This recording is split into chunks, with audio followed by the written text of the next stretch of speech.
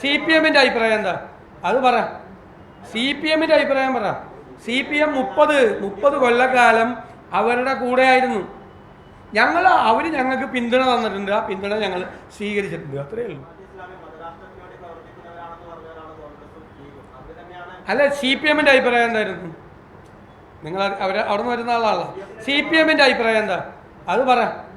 C P എമ്മിൻ്റെ അഭിപ്രായം പറ. സി പി എം 30 കൊല്ലക്കാലം അവരുടെ കൂടെ ആയിരുന്നു. അവർ ഞങ്ങൾക്ക് പിന്തുണ തന്നിട്ടുണ്ട്. ആ പിന്തുണ ഞങ്ങൾ സ്വീകരിച്ചിട്ടുണ്ട്. അത്രയേ ഉള്ളൂ. കൂടുതൽ ചർച്ച ചെയ്തില്ലേ.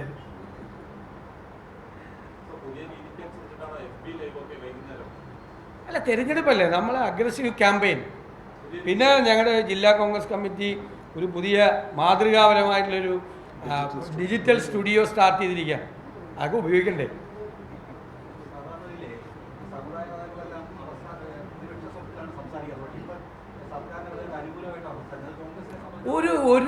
ഒരു സമുദായവും സർക്കാരിന് അനുകൂലമായിട്ട് സംസാരിക്കുന്നില്ല. ആരാ സംസാരിക്കുന്നത്?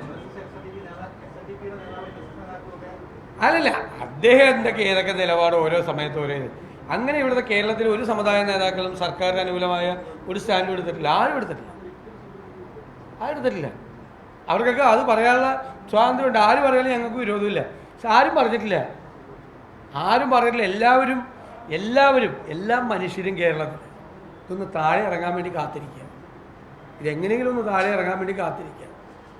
ഇനി അങ്ങനെ സർക്കാർ അനുകൂലമായിട്ട് ഏതെങ്കിലും സമുദായ നേതാക്കൾ പറഞ്ഞാൽ സമുദായത്തിലുള്ളവർ അവർക്കെതിരാവും, അല്ലാതെ വേറൊന്നും സംഭവിക്കില്ല. ഈ സർക്കാരിന് അനുകൂലമായിട്ട് പറഞ്ഞ് ആരും അബദ്ധത്തിച്ചൊന്നും ചാടില്ല.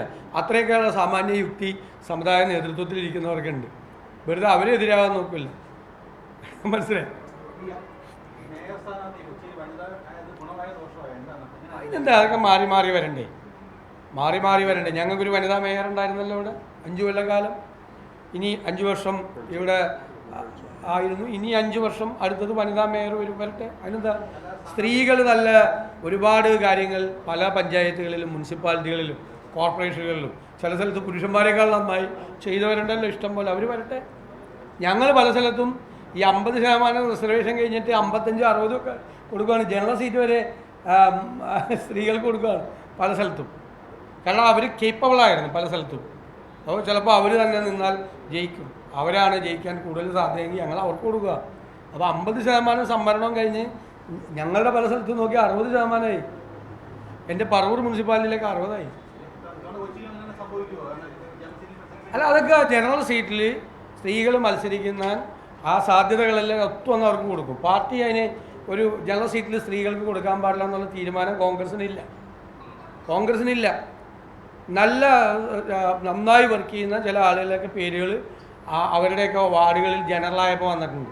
അത് ഞങ്ങൾ പരിശോധിച്ച് കൊടുക്കും. അതിന് യാതൊരു തടസ്സവുമില്ല. പാർട്ടി ഇറക്കിയിരിക്കുന്ന ഒരു നിർദ്ദേശത്തിലോ സർക്കുലറിലോ ഒന്നും ഒരു ജനറൽ സീറ്റ് ഒരു സ്ത്രീക്ക് കൊടുക്കരുത് പറഞ്ഞിട്ടേ ഇല്ല, പറയുകയില്ല കോൺഗ്രസ്. അങ്ങനെ പറയില്ല കോൺഗ്രസ്.